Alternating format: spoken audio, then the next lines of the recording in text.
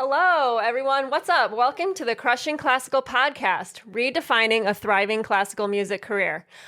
On the show today, I have concert violinist Chloe Trevor. Chloe has been called the musical ambassador to Generation Z, and she has taken the world by storm with her beautiful violin playing in a variety of competitions and solo appearances. As well, she's an active teacher all over the world, both online and offline. I discovered Chloe on Instagram, where she has close to 92,000 followers that keep up with her daily through her contact with them on Instagram and her interaction with her fans. I'd say she figured out Instagram. Recently, she created a music video for Halloween with the piece Dance Macabre. It has over 62,000 views on YouTube. It's truly a beautiful video and a must watch. Let's get started and hear about all the things going on in her fascinating career. Welcome, Chloe. Hi, Tracy. Thank you so much for having me on the show. Thank you. Will you share with us how you got your solo career started and how you got started on Instagram? Yeah, I think it's kind of unique a little bit. I was born to two musician parents. My mom is a violinist in the Dallas Symphony and my dad is a conductor. And so I was very connected in the classical music world from birth, basically. And my parents got me a violin when I was a year and a half. I don't know if they actually intended me to really start playing it, but they said that I would always watch my mom playing. And so they were like, well, I guess we should get her one because she seems to want the violin. And I kind of carried it around like a security blanket. And it was a real one. They gave me a plastic one first. And then when I was a year and a half, they found a real one. And my mom would kind of help me play it here and there. And people always ask me, when did you know you wanted to be a violinist? Or when did you know this was going to be your career? And I always say, in my mind, it was never a question. I definitely wasn't forced to play. It was something I always wanted to do, even if I didn't necessarily want to practice. But I believed from, as long as I can remember, maybe the age of 3 or 4, I was just like, I'm a violinist and that's what I'm going to do. So there was never a question in my mind about it. So I started, playing concerts and recitals and things when I was little. And I gained more and more opportunities to perform in my early years. And around the age of 10 or 11, I had my first real solo experience with an orchestra. It was a youth orchestra that I played with in Dallas. And I remember being on stage and thinking, this is what I want to do. Because up until that point, it was like I knew I would play violin, but in what capacity? At first I wanted to play in the Dallas Symphony and sit by my mom. And then I wanted to be like concertmaster of an orchestra. But after that experience really playing on stage, I just knew something in me was like, this is really what you love and what you should be doing. Yeah. And so I really pursued, lessons with my teacher, Arkady Fomin. I started studying with him when I was around 8. And he took me under his wing. And, once I told him that I wanted to be a violinist and that was what I wanted to do with my life, he said, oh, okay. And he started giving me, multi-hour lessons multiple times a week and giving me a lot of opportunities to perform. He took me all around the world to perform in Riga, Latvia, in Austria, in New York City, all sorts of other places. And my career just kind of started blossoming from there. I was able to perform with my dad multiple times on stage with him conducting. In Knoxville and in Poland and in Czech Republic and Slovak Republic and Hong Kong and all sorts of places when I was just a teenager, ever before I went to college. Wow. And I really, really treasure those opportunities. Sometimes I look back on them and think, man, I really should have paid more attention to a lot of the stuff I was doing. But it was amazing. It was really incredible. And I feel so blessed that I really had these opportunities because when I went to college, I went to the Cleveland Institute of Music for my undergrad, and I went to the Shepherd School of Music at Rice University for my master's. Mm-hmm. And once I got to college, the opportunities to perform and travel and, really spend a lot of time working towards competitions of these things kind of diminished. And I didn't have so much time for that stuff anymore. So I actually didn't perform as much. I still had a concert here or there, but everything started kind of getting taken over by school. Yeah. Um, and so you know, it was strange for me from performing all the time worldwide to suddenly doing almost nothing. Not nothing, but like not having a regular performing schedule. Obviously, I was working very hard at school.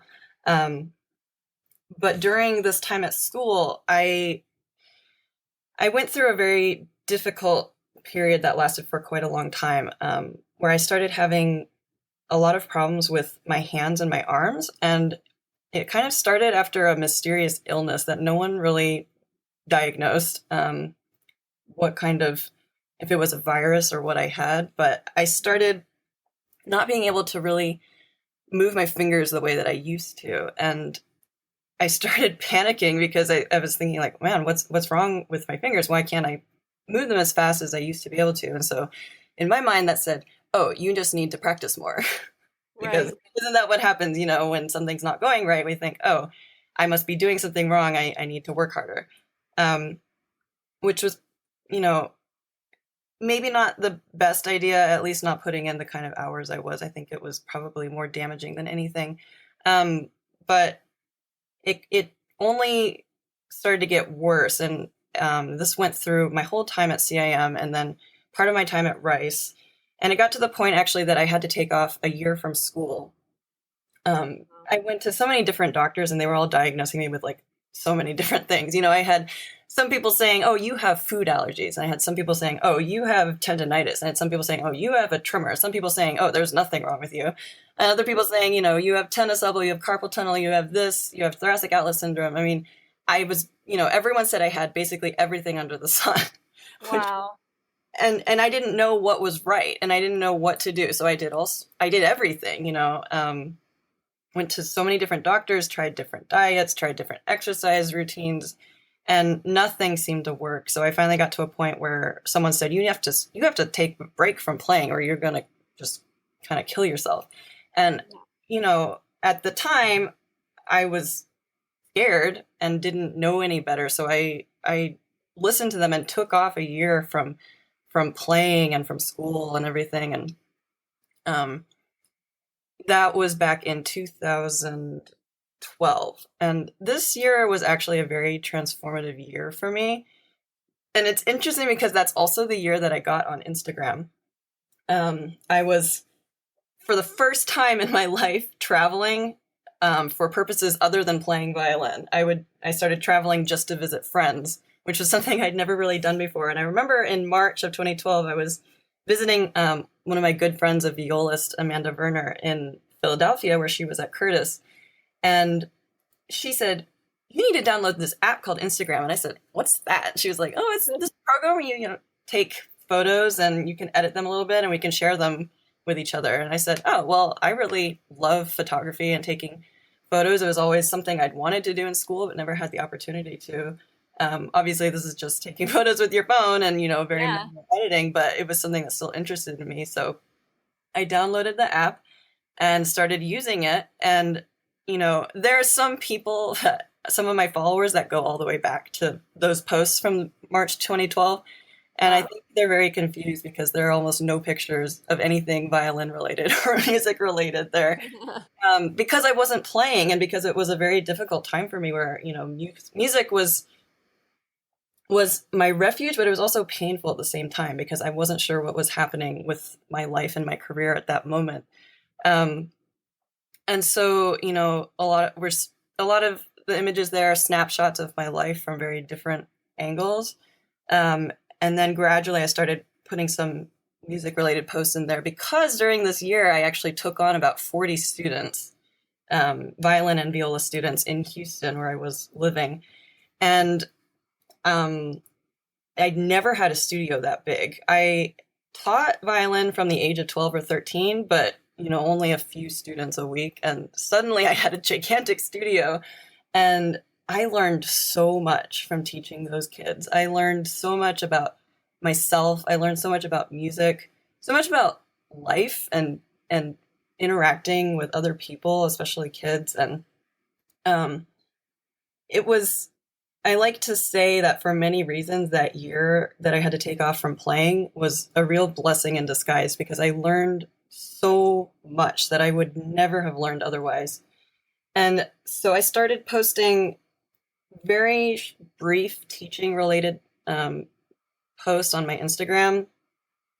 And I gradually got back into playing a little bit. And then I started posting more violin related, music related, teaching related posts. And people just kind of started coming out of the woodworks and finding me. And I was like, how are you coming across my stuff? And I guess at some point I had started using the hashtag violin. I don't really remember doing that, but I do remember thinking, reading somewhere like when you use Instagram, you're supposed to use these things called hashtags and you create this link so that other people can find. And I wasn't trying to put myself out there anywhere. I was just kind of like hashtag violin, like the cool thing to do. Yeah. Back in 2012. Yeah, because when did Instagram start? Was it right around 2012? I mean, did you get on it right when it started? It might have been 2010 or 11, I think. Okay. It wasn't much longer before I got on. It was at least a year, I think. But I think it started really growing in popularity maybe around 2012, 2013, because I didn't hear much about it before then. Yeah. Everyone was just still on Facebook, basically. Right. And so I guess people were finding me through the violin hashtag. And after, I don't know, a year or so of being on there and really not, in my opinion, posting a whole lot or posting anything that I was really trying very hard with, I had gained around 1,000 followers. And I looked at this, I said, how did this happen? Right. Because I didn't actually try to do anything here. It just kind of happened on its own. And I started interacting with people via Instagram because they'd leave me comments saying, hey, I'm having trouble with this, or you seem like you would know something about vibrato or shifting or teaching or, all these different aspects of playing violin, or how do you like Rice, or how did you like CIM? And people are asking me all these questions and I would answer them. I spent a lot of time talking to people on there. First of all, because I wasn't really playing violins, I wasn't practicing, didn't have time, or I had a lot more free time. But also at that time, with 1,000 followers, it was a lot easier to interact with everybody as opposed to 90,000 now. Yeah. And people really, really respected that I would answer them and, take the time to talk with them and take the time to write out thoughtful and meaningful posts that I wanted to be able to help others with, whether that was people struggling with feelings of inadequacy or pain if they were going through problems like me where they couldn't play, or any kind of technique related problem. I liked giving help and information on all different kinds of spots on the spectrum of music making. Mm-hmm. And around 4,000 followers, I started saying, hey, you know what? This is something I really should start pursuing, because I'm meeting a lot of people. I've actually already had like a couple of playing opportunities from this. By that point, I had gotten back into playing violin, thankfully. And I think I'd actually gotten like a couple of students from Instagram, and just it really started to snowball. So I said, let me start approaching this from a more professional sense, in the sense that my posts are all music related. People know what I'm about, but that it's still me and it's still relatable and it's still genuine. You don't ever want something to become like, looking like you're trying to market yourself or trying to advertise yourself or different things like that, because that wasn't my intention. I didn't want anyone to think I was trying to sell them something, or that I was trying to just gain followers or gain approval. My intention was to be able to share more of the information I had that I learned over the years, especially that year where I wasn't playing, and share all this information with the world. And I said, I've already reached this many people in this amount of time. What can happen if I actually really tried? So around 2014, I think I started approaching my Instagramness very differently.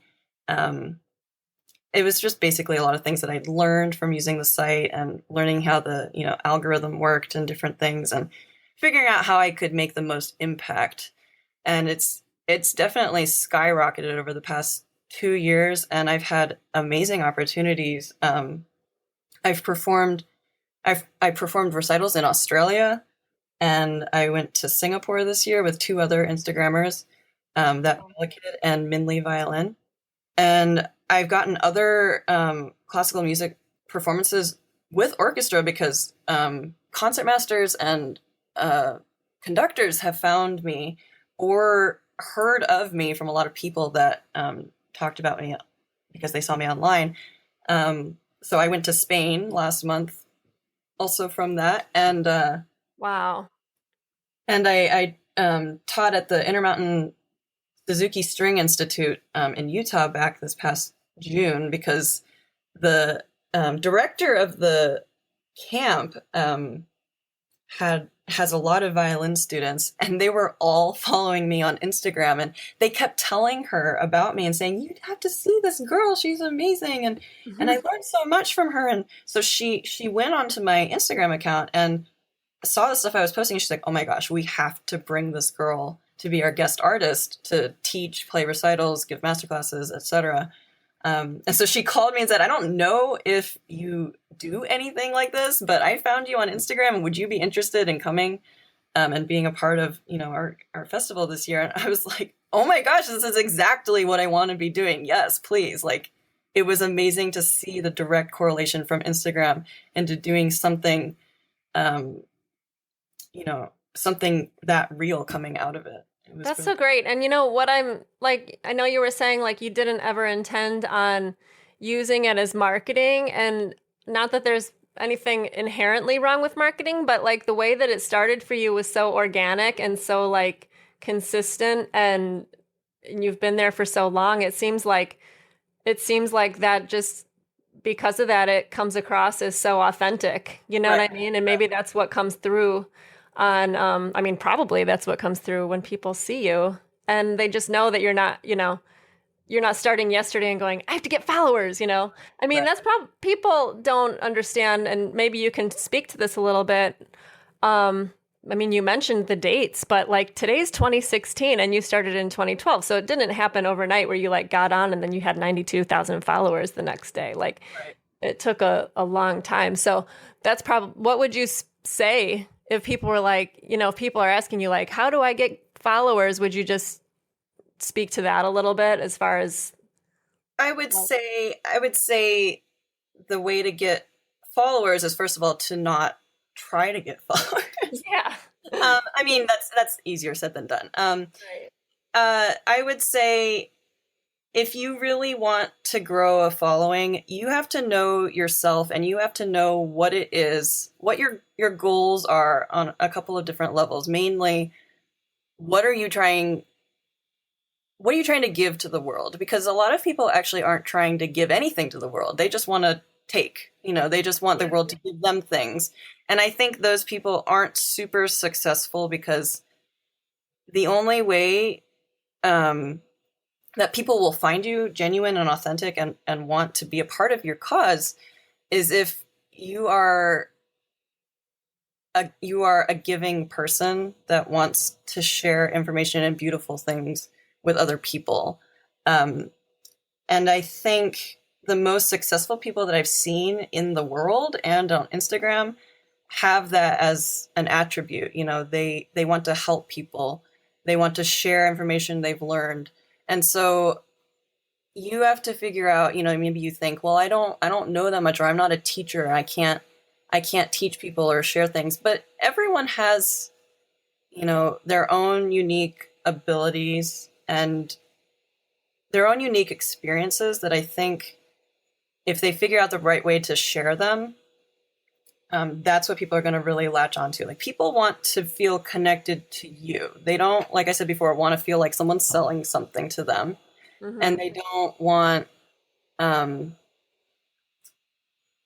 they want to feel connected to a person. I think that's one of the reasons that people, uh, came to my account, flocked to my account so readily, was because there are a lot of violinists that people look up to, um, who are maybe not so readily available for them to talk to, or comment to, Hmm. or get advice from. And because I was willing to give that to people, and they saw me on somewhat of a maybe similar level to those other musicians, they said, "Hey, this is great. I can really learn something here." Right. You're accessible, and I mean, it's funny how social media has really, like, even though it's virtual, it's connected us so intimately, like Yeah. I can see something that you post and make a comment, and you yourself reads it. So it's really cool.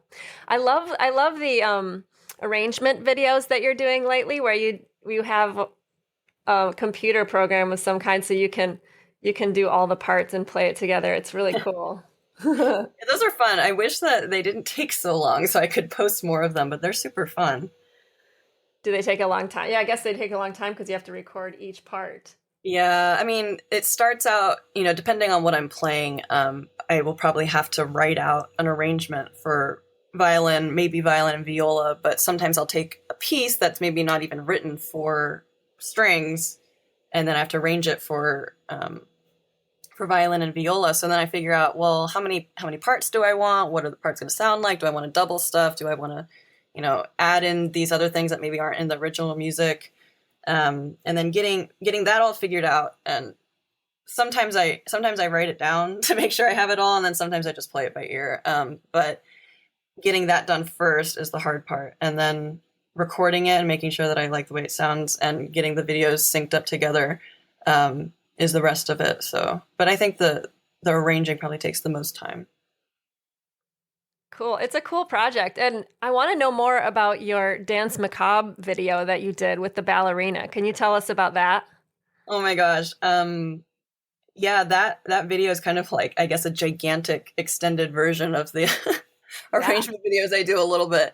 Um, so so my pianist and I, Jonathan Sai and I, recorded this music video last October for Halloween Dance Macabre, and I have honestly wanted to create music videos for classical music since I was, I don't know, I want to say like an early teenager. Like, the first time I ever really started seeing music videos for anything, I was thinking, we should have that for classical music, but not Yeah. like in the cheesy way that some people have done it in the past, if you know what I mean. There's Yeah. a bunch of music videos where they're like, oh, well, like, do electric violin and like put all these thick beats in the background and stuff, and then have this like girl standing on a beach in like a bikini playing the violin. And so I was like, what's happening? And they're playing like a Bach fugue or something. It's like, what Yeah. are you doing?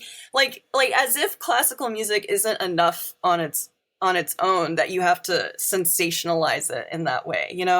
And Yeah. and so I'm hoping that the videos that I do aren't don't seem like sensationalized. I hope that I'm still sticking to like the authentic nature of the music, and just trying to build on that instead of turning it into something else. But what happened last October was, Jonathan and I actually really wanted to put together a Halloween recital, and we had all these plans. We were looking at these abandoned warehouses and trying to figure out how we could get some lighting and, sound equipment in there, and like a porta potty for people. And we were, scoping out all these different sites, and we thought, what if we could, play a recital in a place that looked like a haunted house. Wouldn't that be cool? Because I think Jonathan and I are always trying to expand on, the we want to keep the concept of traditional classical performances, but, be able to immerse audiences in them in a slightly different way, where they don't feel like, oh, I have to like you know, listen to these rules, and like you can't cough and you can't clap and you have to like, be super polite and it's all about the tradition and the formalities. Like we want to engage people in a little bit a more what's the word? You know, authentic and accessible way. So we came up with this idea for this concert, and we had a lot of really cool repertoire that we thought, hey, this isn't performed a lot, and it's all kind of spooky. Why don't we turn it into a concert? So we were working on that, and Dance Macabre was one of the pieces that we were doing.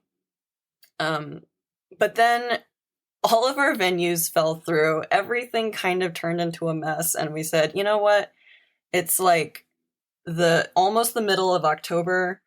We don't have a venue. We should have already been advertising. This is not really going to work. Maybe we should just, set it aside and do it next year. But we said, man, we worked so hard at planning this. What if we just really quickly tried to make like a kind of performance music video out of Dance Macabre, which was the piece that we'd worked on the most so far. And so we started brainstorming a little bit about what we wanted to do. We'd seen a lot of other musicians putting out music videos, maybe not necessarily classical, but, Lindsey Sterling and Taylor Davis and a bunch of other people were putting out these violin videos. I said, man, we should do that with classical music. It could be so cool. And we had a colleague, his name is Oliver Schlafer, and he plays cello with us a lot. And he likes doing videography and cinematography stuff as kind of a side job on the side of playing cello.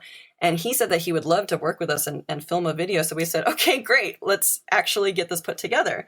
So we came up with a few ideas, and our original idea was actually, this sounds funny now that I like say it out loud, but our original idea was literally to just play in a theater and keep changing costumes throughout the piece. Like it would cut to different scenes of us in different Halloween outfits. Like, I don't know if you've seen the Instagram video of Jonathan in the Angry Birds outfit. I don't think I've seen that one. Okay, that was another Halloween video that we did this year. But he was like, I'm going to be in Angry Birds. I'm going to be, a burglar in jail. I'm going to be, I think Mario maybe was one. He had like all these different costumes. And then I had some costumes as well. And I was thinking also, I have all of these old ballet costumes from when I did ballet from about the age of 3 until 14. And I said, I use those as Halloween outfits quite often. I can use those in addition to some of the other ones I have. And so when I was imagining the scene changes and which costumes we use and what camera angles and everything, when I was trying to come up with the idea that we were supposed to film that week, my mind kept going to the image of one of the ballet costumes I had. And when I would hear the music and it would cut to the scene of that costume, I guess me in the ballet costume, the ballerina would step off the stage and start dancing, because it's Dance Macabre, right? It's about like spirits and coming out and dancing this dance of death. And I couldn't get the image out of my mind. It just kept playing over and over and over. I think I like slept that night and I kept seeing it in my dreams. And I was like, oh my gosh, why won't this stop? Because this started branching off into a completely different direction than what we had planned. And it was so much more complicated. And suddenly I knew I wanted to have 2 locations. I wanted to have a dancer. I had choreography in my mind for what I wanted her to do. And I could see visually like what I wanted, where it would cut between Jonathan and I playing and the dancer. And I had like this story planned out for her waking up and everything that she experienced throughout the piece.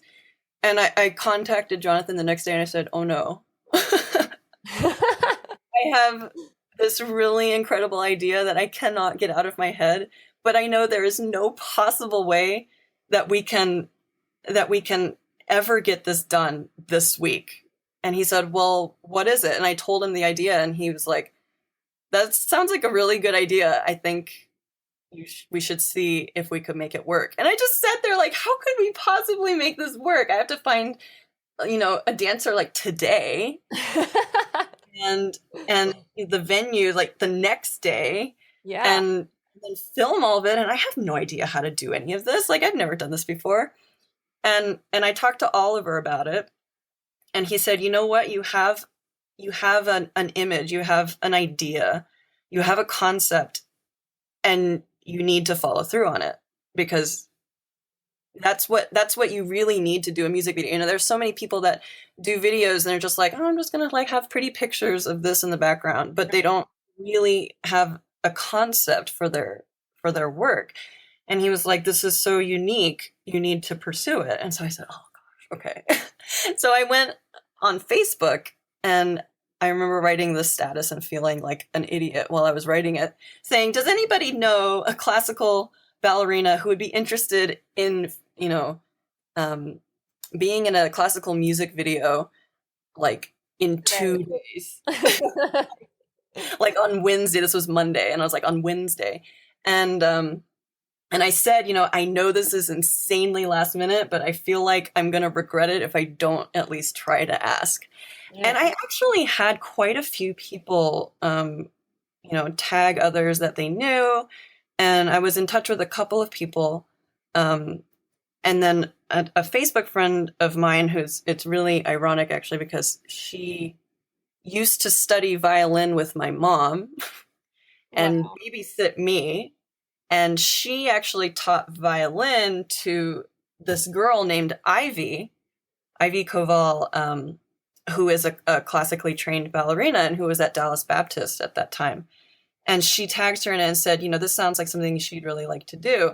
And so I contacted Ivy and I said, would you be interested in this? I know it's kind of crazy. And she said, oh my gosh, yes, this sounds really amazing. I'd love to be a part of it. And I just sat there like, this is actually happening. Oh my gosh. I found someone within like, you know, 3 or 4 hours of looking. I love this story because it just was created with so much vision, and you just went for it, even though you're like, I know it's crazy, I know it's like unreasonable, but I'm going to do it anyway. And things just fell in line because you chose to just make a move, you know? I think that's so inspiring. It's really funny. It makes me think of the Leonard Bernstein quote, to be successful, you need a plan and not quite enough time. That's a great quote. I love it. Exactly. I mean, this has been like the story of my life almost, but especially for this particular video. I mean, we did not have enough time to do this video. We really didn't, in a lot of different ways, but getting everything together, we didn't have enough time. But I met with her the following day. We talked about choreography. You know, thankfully I had enough ballet experience. I actually considered doing the ballerina part myself. And then I was like, you know what? We're already trying to like do this in such a crammed amount of time. I don't want to go that's too far. I want it to look really good. I'm just going to hire someone that really knows what they're doing. Yeah. And has it been a while since you've danced like on point, or were you still? I mean, I had a little bit, but not as often. You know, I studied a little bit with adult ballet classes at the Houston Ballet when I was there, and different things like that. But, you know, nothing that I think I could even compare to the way Ivy looked in the video. So I was really glad that we worked with her. It's funny though, a lot of people thought it was me, which I thought was funny. I guess like the makeup, you know, and she had her hair in a bun and stuff. Yeah, you know, I thought that too at first. Like in the very first scene when she's just waking up, like you guys, I don't know, have like a similar look to you. I don't know, maybe it is the makeup, but for a second I was like, wait a second, you know. So I thought that was kind of cool that we looked similar. So I mean, maybe it could have looked like me if I like, you know, had waken up as a dead ballerina. I don't know, but you know, we figured out choreography. I said, you know, she showed me costumes I picked one I thought would look good. She said she'd do her own makeup. We met the next day. We worked from 10 a.m. until like 9 p.m. basically. And it was another situation of like, we don't have enough time to do anything, especially with like the problems we encountered with like when we filmed the outdoor part. We didn't the generator we brought to put lights on outside like wouldn't work, or it would work and then it would turn off, and we kept having all of these problems with lighting. And so by the time we actually got stuff set up, we had 30 minutes to film her dancing, and that was like it was crazy because we wanted a couple of hours, right? Yeah. And then suddenly it was like, we only have this much time because the venue is closing. So somehow we miraculously got all the footage we needed from her. You know, in there, I think a lot of that was due to the fact that she'd planned out stuff in advance, and I gave her the tempo and told her what I imagined for various things, and we just went boom, boom, boom, boom, boom, shot everything. And then we used the footage from the previous location with me and Jonathan and started editing the next day, which we also ran into a bunch of problems with that because none of us have had a ton of video editing experience, and we came up across a lot of barriers that we almost thought the video wasn't going to be on YouTube by Halloween. It was quite a terrifying experience. I said, like, we did all of this. The video looks amazing. It's so good. And we're going to have done all that and not gotten it up by October 31st. Oh my gosh. You know, like, Yeah. the worst case scenario ever. And then it somehow worked out. We were editing until like 4 a.m. the night before. We clicked export again to see if it would work this time when it finished. You know, it took like a couple hours to export. Yeah. And then I got, because we were editing at Oliver's house on his computer, and I got the message from him at like 8:30 in the morning being like, it worked. I was like, oh my gosh, it worked. Yes. And you got it up for Halloween and just in time? Uploaded the video to YouTube on Halloween morning at 9 a.m. Oh my God. And it had gotten, I don't remember how many, something like 5,000 views in one day or something, which for it doesn't sound like a lot for a lot of people, but it was a lot for me. It's a lot for one day, and it's already had over 60,000 views in only a couple of months. Like, that's really not even 2 full months. If it went up on the 31st, it's not even the end of December yet. Well, this was last year. So it was? Oh, okay. I was thinking it was just this past October. No, that would be crazy. So, I mean, what did happen was we actually ended up doing the Halloween concerts this year because people saw the Dance Macabre video and hired us to come out and do Halloween recitals. They said, can you do something like this, you know, at our venue in like Arizona and all these different places? And we said, yes, yay. It worked. Yeah, and I thought when you were describing the Halloween costume concerts, I was like, wait, I thought I've seen a video of you on the stage with a wig and stuff like that, so I was confused. So yeah, I just didn't realize that this was from last Halloween. So that's really cool. You've kind of started a tradition now then. Mm-hmm. Yeah, for sure. And, you know, it was funny because when we did that first video, even though it took so much work and effort and was extremely exhausting, I was saying, you know, this is what I've been wanting to do for a long time. I mean, ever since I was little, I envisioned dancing and motion and movement when I played music. Yeah.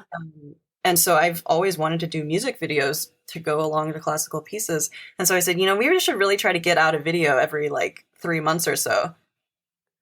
And 14 months later, we still haven't put out a I'm sure you'll make another one. But I'm putting one out this week. I had another crazy situation where I said, I want to do this for a Christmas video. And Oliver said, oh no, you can't do a Christmas video in Texas. You have to go to Colorado and be in the snow. Are you going to do it? Yeah, I flew to Denver last week, shot. Oh, I saw those. I didn't know what you were doing there, but I saw pictures of you in the snow on Instagram. I shot video footage outside in strapless dresses for 9 hours in cold 20-degree weather.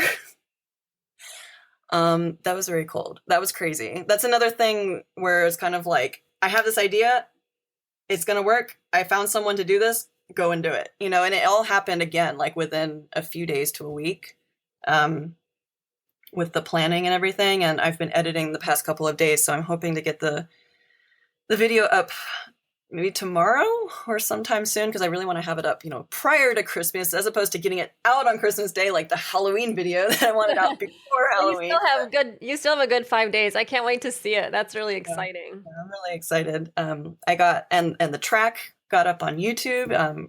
It's a video of or not on YouTube, on iTunes. Sorry.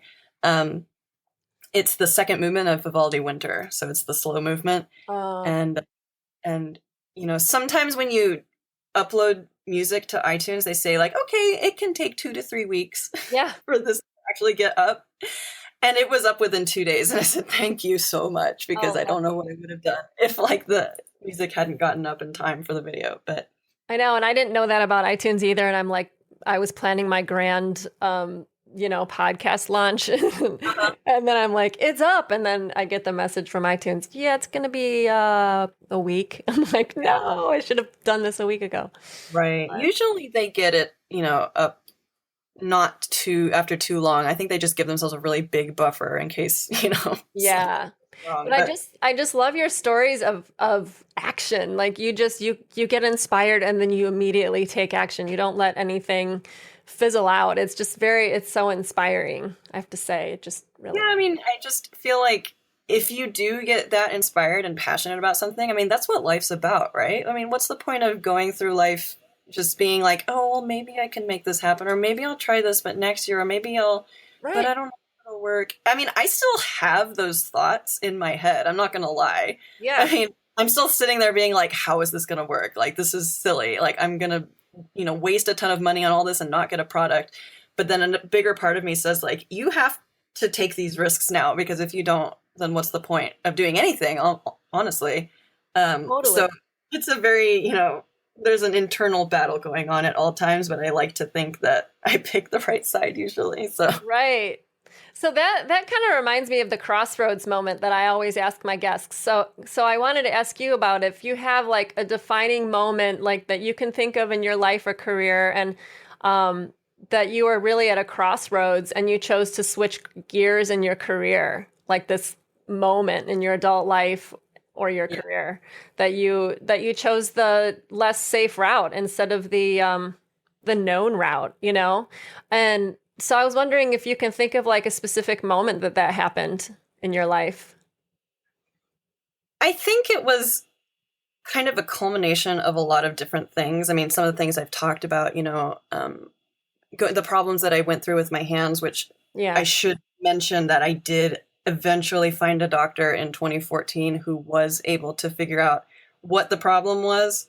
It had to do with a lot of things inherent in my body, like hypermobility and joints that go out of place very easily, Hmm. that I had probably problems with for a long time, but they just didn't start to manifest themselves until I got a little older and your body starts becoming more sensitive to things. So he was really amazing chiropractor, sports therapist, and he's been working with me for 2 years and gotten me back into tip-top shape playing condition, where I was actually at a point where when I found him that I thought I would never play violin again, honestly. And that was a very scary time for me, because like I said, I had gone through performing from a little girl all over the world to like getting these 2 degrees and then still doing performances, winning competitions and, XYZ, and then thinking, this is it, it's over.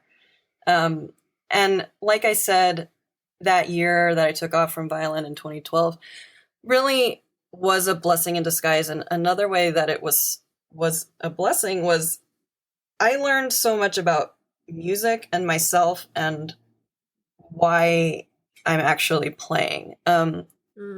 I like, I'm going to be very honest. When I was younger, before I went through all of this, I was an extremely competitive person. I'm still a competitive person, but I was competitive to the point that it was just, win competitions, do better than everyone else, play all the notes, get it perfect, and nothing else really matters. I mean, that's an exaggeration. I still obviously had a great passion for music and performing, Yeah. but that side of me was very much heightened and definitely was a problem, I think.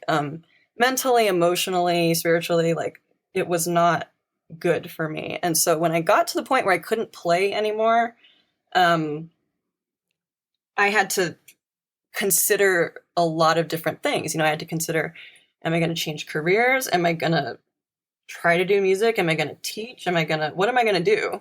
Yeah. Like, if I do ever get to play again, or if I don't. And so, like I said, I taught so many kids that year. I interacted with so many people that I would have never interacted with. I talked with people. I prayed a lot. I experienced a lot more of life, I think, than I had ever really experienced up until that point. And I was, let's see, I was 25 at this point. So I like to say that 25 was a very life-changing year for me. And when I got back into playing, I think I was a different person, because I knew so much more of myself. I knew so much more of the world, and I suddenly wanted to give to people. I wanted to give my music in a different way. I wanted people to experience it for the joy of music and not for like the astonishment of perfectionism or showmanship or, technical prowess. And, I really started wanting to just connect with people and share music in a very different way. So up until that point, I honestly had very different plans for my life. I said, okay, I'm going to do this competition, this competition, this competition. I'm going to get in touch with, I'm going to work with these managers. I'm going to do these recordings. I'm going to do, the standard kind of cut and dry, like this is how you be a soloist kind of career. But then after I went through this very life-changing year, I said, you know what? I don't believe in any of that anymore. I don't believe that that's what music is about. I don't believe that I need to win the Indianapolis competition or the Queen Elizabeth competition to feel like I am important as a musician. I don't feel like I have to stand on stage with the Cleveland Orchestra, not that I would turn it down, but that's not going to be what defines me as a musician anymore. It used to be. It used to be very much in my mind, if you don't do these things, if you don't make it and do these XYZ, then you're a failure. And I looked at competitions in a very different light. I said, that's not what I want to do. That's not what I believe music is about. I decided I'm not going to do any more of them, which was a very big decision for me because up until that point, it was kind of all I did. Yeah. And I said, no more. This isn't me. This isn't what I want to do. I see so many people hurting themselves, agonizing, hurting themselves mentally and emotionally, not just physically, over these competitions, over getting into particular schools. It makes me so sad. And I said, I don't want to do this anymore. I want to just give to young people, and I want to help them understand why they play music, because they think it's for the fame and the glory and for, getting to play the most difficult piece on the most brilliant concert stage, but that's not what it's about. So I said, I'm not doing this anymore. I'm going to forge my own path. I've started, the music videos. I've started recording my own albums. I've started creating my own kind of concerts, reaching out to people saying, do you want to do these kinds of concerts? They're a little bit more innovative than the traditional classical concert, but I think that we can really touch a new group of people if we do this. And I just want to share everything I've learned, and I want to share just the joy of music with people, because I truly believe that it will change people's lives and make at least a small part of this world a better place if people can come from a different place in their hearts. There's so many people you see online, like other classical musicians, they'll write comments on other musicians' Instagram posts saying that was out of tune, that sounded bad, or like all these different things. I said, what is going on in your heart that you feel the need to say these things to people? I get comments, hater comments all the time, and I usually ignore them, but I sometimes call them out and say, why do you do this? Why do you feel the need to tear other people down? Because it's hurting you, it's hurting other people, it's hurting our industry, and it's hurting the world. how about we just build each other up instead? Yes, everyone's not perfect, but not everyone wants to be perfect. Some people just want to share music for the love of sharing music. Oh, And so this change in me, I think, all happened during that year that I wasn't playing. And so I think that coming back after that and changing my approach was definitely my crossroads. And I'm very much more excited about life now, that I feel like I'm much more in control of what I'm doing. And I feel a lot more energized and passionate and not so like despondent all the time thinking like if I don't win this then I'm nothing, you know. And I think a lot of classical musicians have that mentality, and I want to share with people like that's not reality. Like we all matter, we all have something to share, we all have our unique strengths, and we just need to use them together. So. Chloe, oh my God, that is essentially, you just boiled down the whole movement of crushing classical. I mean, this is why I have this podcast and why I'm doing the work I'm doing, because you had this realization. I'm just now having this realization, and it's just so inspiring that and it came through a time for you when you could have turned that year into just a devastating year for yourself. I'm sure it was hard. I'm not saying that, you know, when that happens, you know, you were probably 100% positive all the time because you're probably pretty freaked out. But the fact that you got all of that out of what happened with your hands and with your playing, you know, inability to play for that year when that's what you really wanted. I mean, just to get that out of that year is just so inspiring and amazing. And it is a problem, isn't it? Where musicians just judge each other all the time. Yeah. It's a big problem. I mean, I understand where it comes from because obviously for us to improve, we have to be very self-critical. Yeah. But yeah, that becomes a real problem when it starts bleeding over into us not even being able to enjoy another person's performance. Right. Which I think that can be a big problem for a lot of people. So that's one of my main goals with my Instagram account is to share in stories, share encouragement, share motivation, you know, for people that are struggling and don't realize it's because of these things. They don't realize it's because, you know, I struggled with this when I was a teenager, but I didn't know why.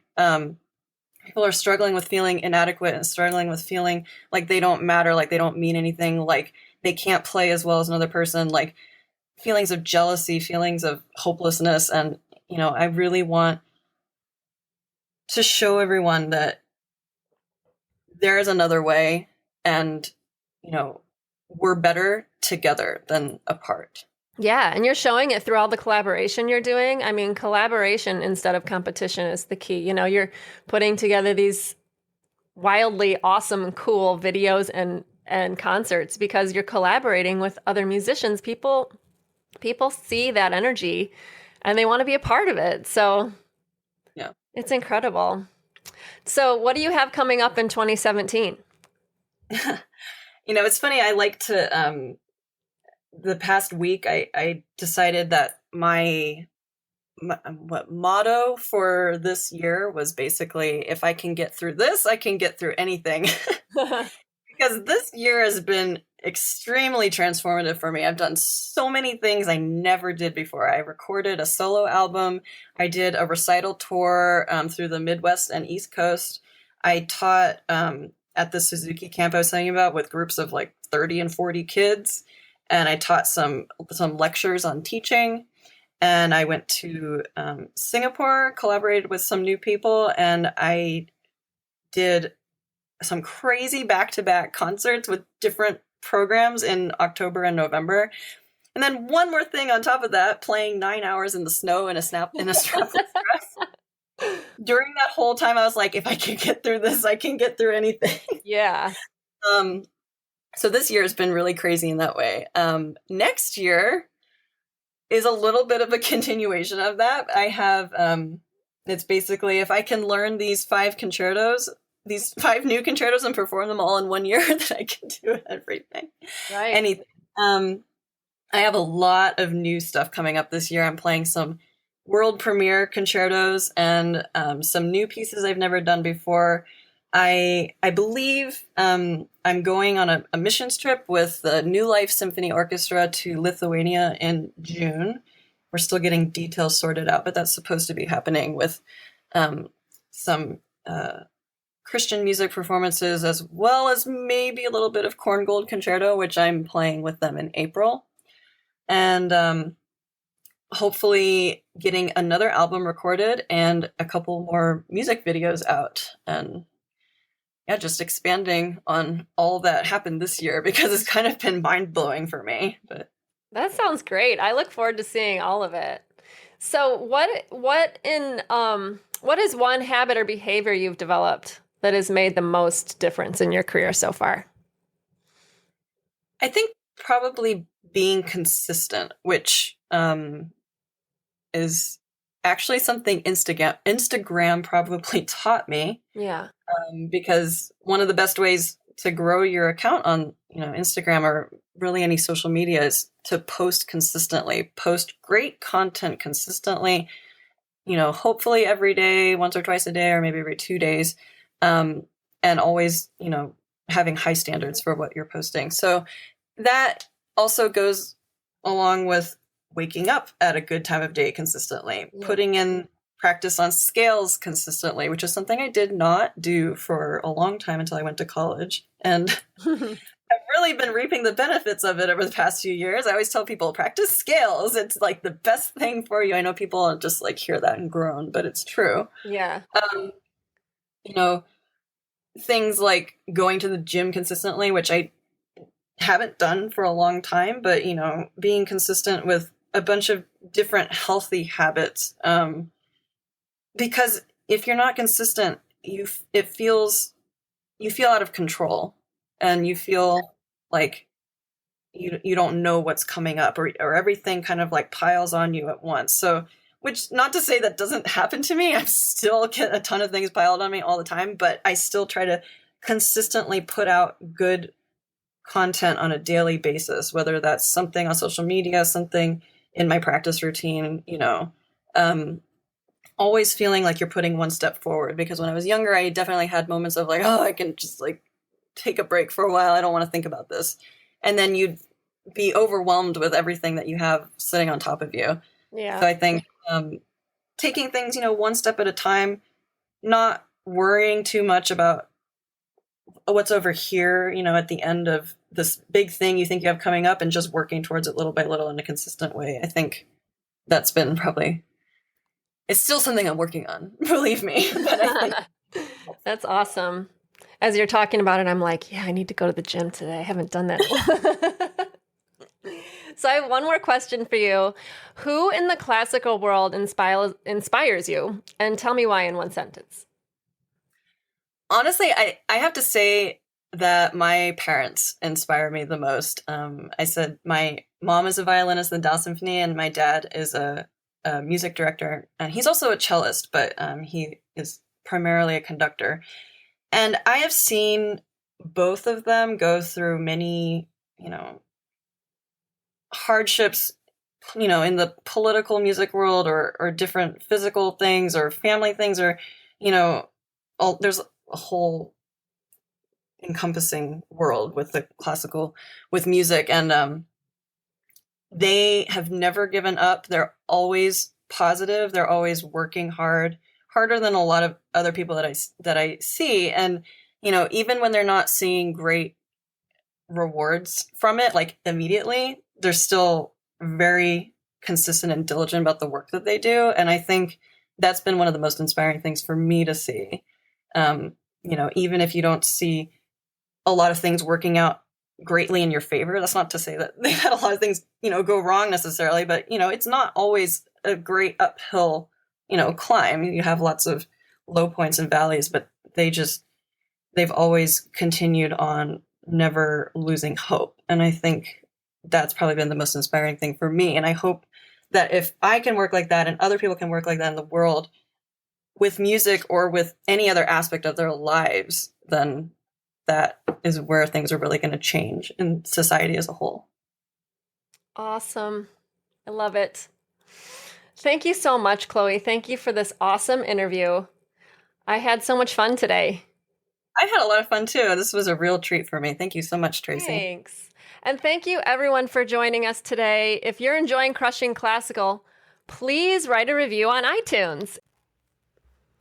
And connect with me on Facebook at facebook.com/crushingclassical, on Instagram as Crushing Classical, and on Twitter as Crush Classical. Thanks, and I'll see you next time.